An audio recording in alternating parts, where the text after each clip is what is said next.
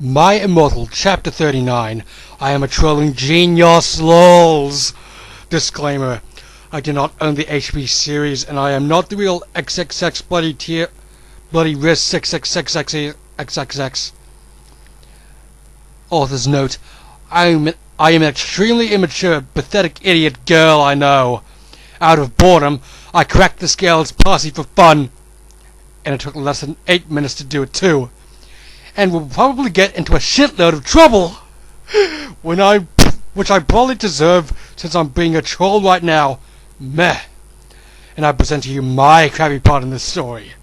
And take note, I haven't even finished reading this fic yet, but instead skip over to skim chapter 38.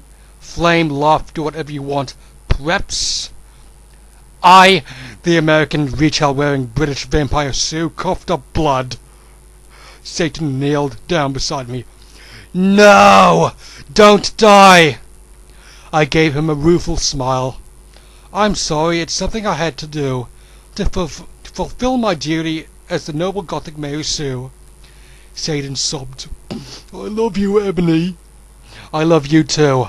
I'll see you in hell, I mumbled, already finding my surroundings fading to black. B' Bloody Mary Smith suddenly popped into the room for no apparent reason.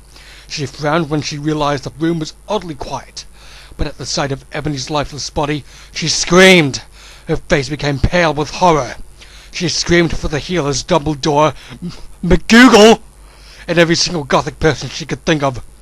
Suddenly, a glow started to surround the body of Ebony. Everyone stared in shock. Her body started to lift ever so slowly, and then, to everyone's shock, it started to incinerate. When everyone realized what was happening, they rushed over to try to rescue the body, but it was too late. The Sue became nothing more than a pile of ashes. A loud resounding of everyone yelling, "No!" filled the room. A flash of white light from the ashes then started to bounce around the room. Everyone cowered in fear and were temporarily blinded. When it was all over, things changed. All the silly goth clothes dropped from everyone's bodies. Author's note, I will refuse to explain how the hell that happened.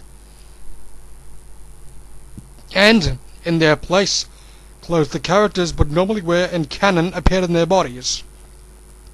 When everyone got over the shock of becoming free of the Gothic power, everybody cheered. Everyone started singing Ding Dong the Witch is Dead. The Sue is dead. Oh, that is, until all the HP characters realized the true implications of becoming more canon-like again.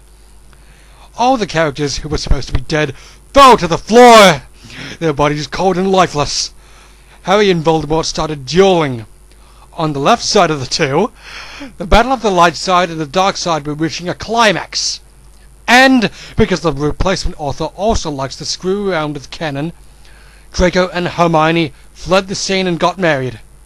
Meanwhile, down in hell, Ebony shed a single tear because of her current situation.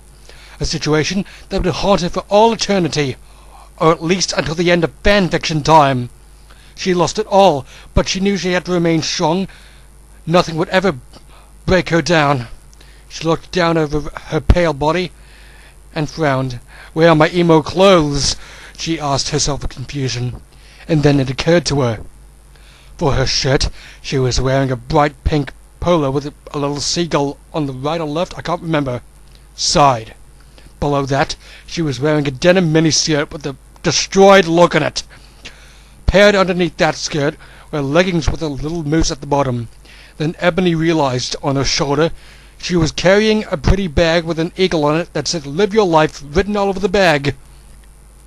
Ebony suppressed the urge to scream. Here she was decked out in clothes prepped to the extreme, wearing stuff from Abercrombie and Fitch, American Eagle, and Hollister.